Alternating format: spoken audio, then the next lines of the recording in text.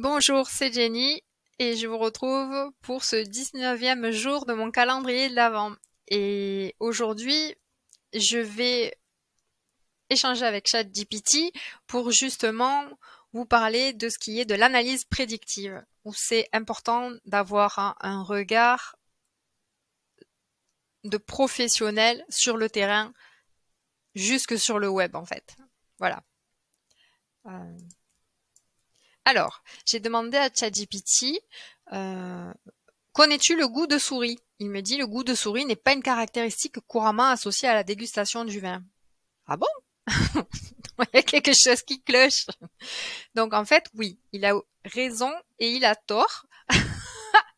Il a raison parce que ces 20 dernières années, on a mis des sulfites dans les vins, ce qui faisait que ce goût de souris n'apparaissait pas. Mais ces dernières années, on retrouve de plus en plus de cuvées sans sulfite ajouté, ce qui fait que ce goût de souris réapparaît. Donc évidemment, si lui, il n'a pas les bonnes références de cette transformation de ces derniers mois, en fait, il n'est pas au courant que le goût de souris est un arôme, enfin un goût, un défaut, pardon, j'ai arrivé, un défaut couramment associé à la dégustation du vin en fait.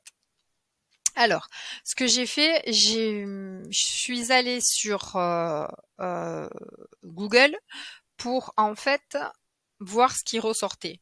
Là, ici, j'ai le goût de souris que j'ai saisi dans la barre du moteur de recherche et j'ai 6 480 000 résultats qui apparaissent, soi-disant, mais je m'aperçois quand je fais le tri des résultats du moteur de recherche, donc de la SERP, je m'aperçois que le goût de souris est surtout traité par vraiment les professionnels du vin, ce qui est normal, mais quand je dis professionnels du vin, c'est les revues spécialisées en œnologie, quoi, en fait. Donc, ce qui est intéressant, c'est que ils sont récents. Ici, on est en 2023. Qu'est-ce que j'ai trouvé tout à l'heure? Ici, on est en 2020. Ici, on est en 2022. Ici, on est en 2021. Ici, on est en 2021, 2019. Le plus que je suis remontée, je crois que c'était en 2014. Donc, voilà. Et encore, c'était abordé, voilà, de façon succincte. Donc, oui, c'était quelque chose qui n'était pas présent en abondance sur le web, en fait, le défaut du goût de souris. Et si je vais sur les idées de mots-clés par rapport à Google Ads pour faire une recherche, pour suivre justement si c'est intéressant ou pas de rédiger un contenu dessus, je m'aperçois que la recherche par rapport au mot goût de souris, elle est entre 0 et 10 recherches moyennes mensuelles, ce qui est très faible. Et donc du coup, normalement, il n'y a aucun intérêt d'aller faire une recherche pardon, d'aller faire une création de contenu sur ce mot goût de souris. Sauf qu'en fait, moi, je suis pas du tout de ce parti pris.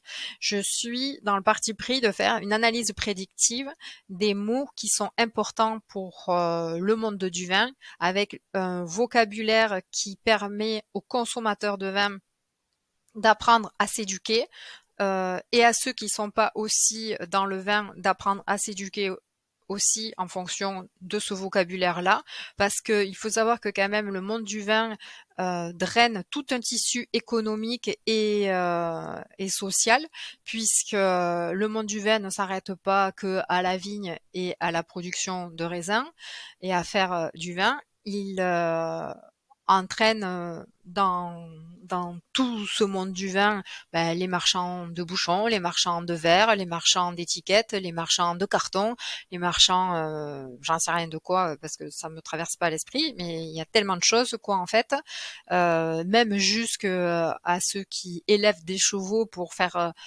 travailler en fait le cheval dans la vigne.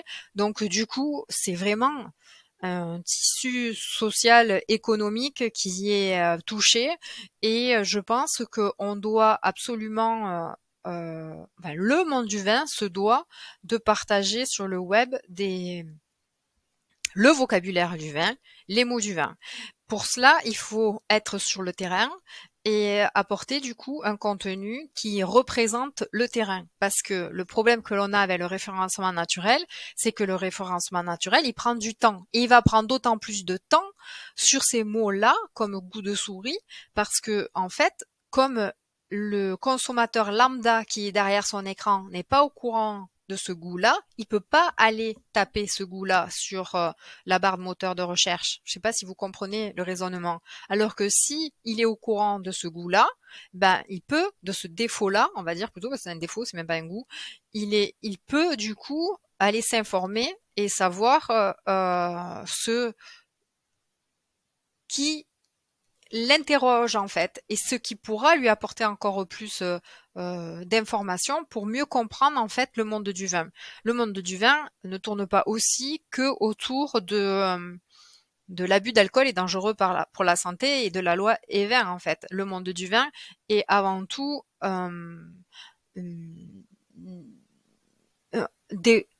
des professionnels qui sont des chimistes, des scientifiques, des agronomes, enfin des œnologues évidemment. Donc enfin c'est pas un monde de rigolos quoi en fait. Ce sont des gens intelligents, donc arrêtons de les faire passer pour tous comme si c'était un monde d'ivrogne, le monde du vin en fait. Il n'y a pas que ça. Si les gens ont un problème personnel avec l'alcool, ils ont qu'à régler leurs problèmes personnels, mais qui des fois rien à voir avec l'alcool. C'est juste qu'ils ont des problèmes à régler quoi en fait. Donc, enfin voilà, moi je pense qu'il faut vraiment travailler tout ce qui est analyse prédictive et notamment on le voit avec le cas de ce défaut du goût de souris. Je dis pas que aujourd'hui, en tant que vigneron, il faut faire des articles pour votre blog sur le goût de souris, mais que ça peut être un bon système pour vous positionner en tant qu'expert dans votre domaine des vins sans sulfite pour venir expliquer justement ce qu'est le goût de souris et pourquoi sur votre vin à vous ne l'avez pas par exemple. Ça, c'est des points qui sont forts à prendre en compte et à avoir à l'esprit. Mais pour cela, il faut que vous vous équipez d'un rédacteur web, SEO, qui soit sur le terrain et qui vienne vous dire en fait de quoi est-ce qu'on va parler en ce moment. Parce que en ce moment, tout le monde parle de durable. C'est bien de venir se positionner sur durable, mais ça suffit pas en réalité de faire d'être un vigneron durable, etc. quoi en fait, parce que tout le monde le fait. Moi, je me souviens quand j'étais vigneronne en agriculture biologique, il y a donc maintenant peut-être 15 ans, on était peu nombreux à le faire. Je l'ai fait avec conviction puisque ça m'a rendu malade en fait. J'ai fait vraiment avec conviction, mais aussi tout le monde avec toutes ces années, s'est mis à faire de l'agriculture biologique. Ce qui fait que c'était pas sain en soi, parce que on venait s'en sortir financièrement. Mais aujourd'hui, peu sont ceux qui s'en sortent financièrement en agriculture biologique, en tant que vigneron, quoi, en fait. Donc, moi, voilà, je trouve que on vient toujours amener les gens vers ceux qui, soi-disant, marchent, mais ça marche parce que c'est une niche, ça marche parce que on est peu nombreux, ça marche parce qu'on est en phase avec nos valeurs, et c'est pareil pour les mots du vin sur le web, en fait. C'est bien de se positionner sur des mots qui ont ici, justement, peut-être 10 000 entre 100 et 1000 on va dire recherches mensuelles, mais en fait si tout le monde vient à force travailler le goût de souris, ben c'est pas une idée en soi. Mais en tout cas, si aujourd'hui vous commencez à travailler le goût de souris, ça pourra peut-être vous apporter plus de trafic, plus de visibilité et de venir montrer aussi à Google votre expertise.